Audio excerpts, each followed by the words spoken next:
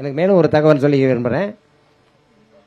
சேலத்திலிருந்து நன்சை இடையாறு வரைக்கும் 124 கிலோமீட்டர் வந்து திருமணி முத்தாறுன்னு ஒன்று ஓடுது. அந்த ஆறு வந்து எங்கள் ஊரில் இருந்து தான் இப்போ எங்கள் ஊரில் இருந்து ஒரு 7 கிலோமீட்டர் வரைக்கும் இந்த ஆற்றை நம்பி தான் இன்றைக்கி குடிநீராக பயன்படுத்திட்டு இருக்கிறோம். ஆனால் சேலம் மாநகராட்சி எல்லைக்கு உள்ளே போன உடனே இது வந்து மொத்தமும் சாக்கடையாக மாறி போச்சு. இதுக்காக பல முயற்சிகள் நாங்களும் தகவல் சொல்லிகிட்டே இருக்கிறோம். நாங்களும் அதுக்கான முயற்சிகள் சில இடத்துல எடுத்து கடந்த ஆண்டு வந்து 1 கிலோமீட்டர் தூர் வாரணும். இங்கேருந்து போய் நாங்கள் சேலத்தில் தூர் வாரணும். இந்த ஆண்டு வந்து ஆட்டியாம்பட்டியில் போய் அந்த ஆறு தூர் வாரி கொடுத்தோம் 2 கிலோமீட்டர். அதனால் வந்து அரசாங்கம் வந்து இப்போ மாநகராட்சியிலேருந்து அந்த குப்பையை அகற்றுறதுக்கு மட்டும்தான் வேலை செஞ்சாங்க. ஆனால் அந்த சாக்கடை வந்து மாநகராட்சி திருமணி முத்தாறு வராமல் இருக்கிறதுக்கு பல்வேறு நடவடிக்கைகள் எடுக்கணும்னு நாங்கள் பலமுறை சொல்லிக்கிட்டே இருக்கிறோம்.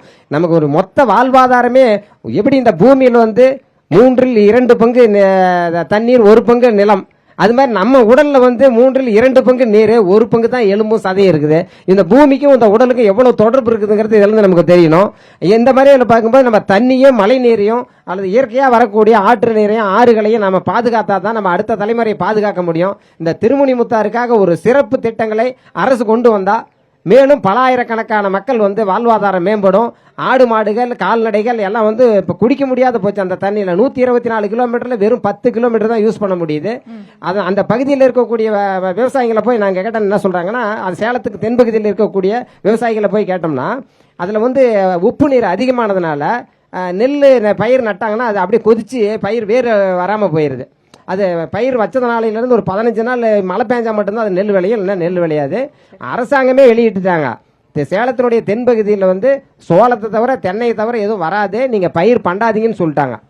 அப்படின்னா அது எவ்வளோ அந்த மாசுனால அந்த ஆறு பாதிக்கப்பட்டிருக்கும். இந்த ஆற்றங்கரையை வந்து நம்ம மீள் உருவாக்கம் செஞ்சால் தான் அடுத்த தலைமுறைக்கு பல லட்சக்கணக்கான பேருடைய வாழ்வாதாரங்களும் உயிர் வாழ்க்கைக்கு தேவையான உயிர் நீராகவும் இருக்கும். அதுக்கு சிறந்த கவனம் செலுத்தணும்னு கேட்டு பேச வாய்ப்புக்கும் நன்றி கூறி விடைபெறுகிறேன். நீசமிழ் தொலைக்காட்சியின் வழியாகவும் சீரிக்காட்டு மக்களின் வழியாகவும் மீண்டும் ஒரு வாய்ப்பினை கேட்டுக்கொள்ளப்படுகிறது.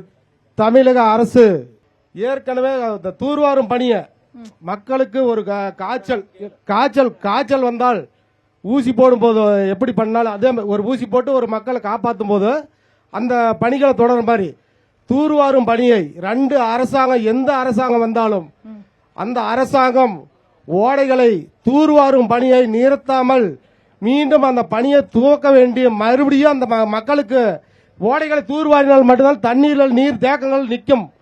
இந்த ஓடைகள் கீழே இருக்கும் பொழுது நீர் தேக்கம் இருந்தது, இப்ப மேலே வந்து விட்டது, இப்ப தண்ணீர் இல்லை, வறண்டு விட்டது.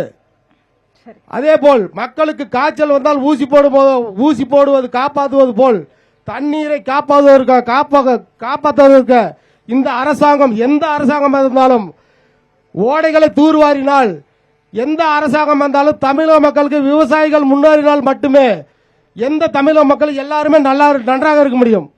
அதற்கு தூர்வாரும் பணியை எந்த அரசாங்கம் வந்தாலும் செய்ய வேண்டும் என்று இந்த சீரிக்காடு பொதுமக்கள் சார்பாகவும் என்னுடைய சார்பாகவும் கையெடுத்து கும்பிட்டு கையெடுத்து கேட்டுக்கொள்கிறேன்.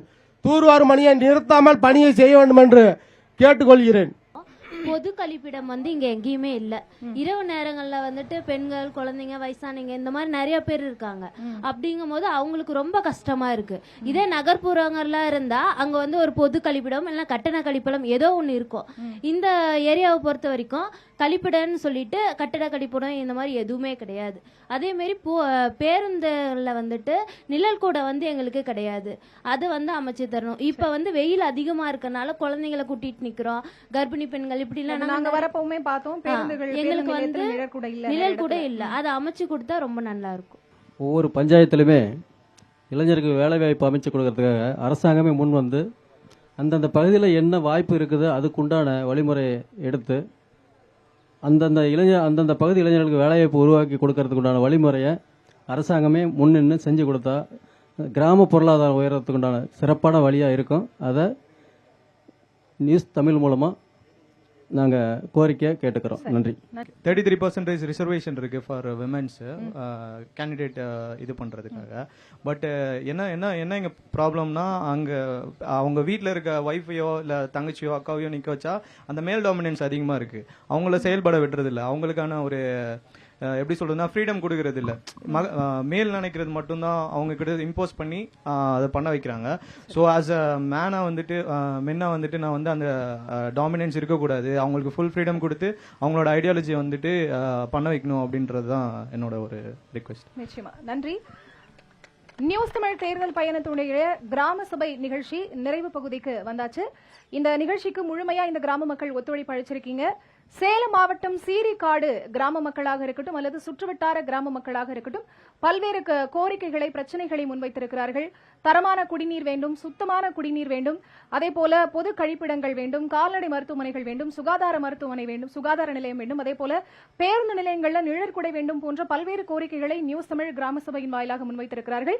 அரசும் ஆட்சியாளர்களும் அதிகாரிகளும் இதை நிச்சயமாக கவனத்தில் கொண்டு அவர்களுடைய பிரச்சனைகளுக்கு தீர்வை கொண்டு வர வேண்டும் என்று நியூஸ் தமிழ் சார்பாக கேட்டுக்கொண்டு இந்த நிகழ்ச்சிக்கு முழுமையாக ஒத்துழைப்பு அளித்த கிராம மக்கள் அனைவருக்கும் நன்றி. பாதுகாப்பு அளித்த காவல்துறை நண்பர்களுக்கு நன்றி. நியூஸ் தமிழ் ஒளிப்பதிவாளர் குழு, தொழில்நுட்ப குழுவினர், டிஜிட்டல் குழுவினர், செய்தியாளர் குழுவினர் அனைவருக்கும் நன்றி கூறி விடைபெறுகிறோம். நன்றி.